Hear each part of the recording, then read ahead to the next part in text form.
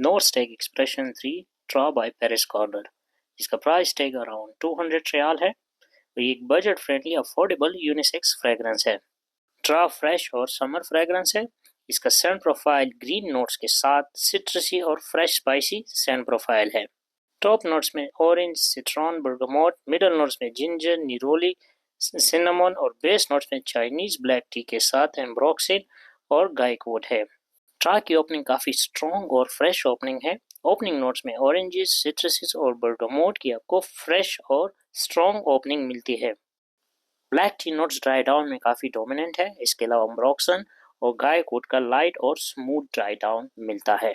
ये Louis विटन imagination का affordable impression है। परफॉर्मेंस वाइज ये एवरेज फ्रेग्रेंस है जो 3 से 4 घंटे की सॉफ्ट और मॉडरेट प्रोजेक्शन के साथ 4 से 5 घंटे की लॉन्जेविटी देता है।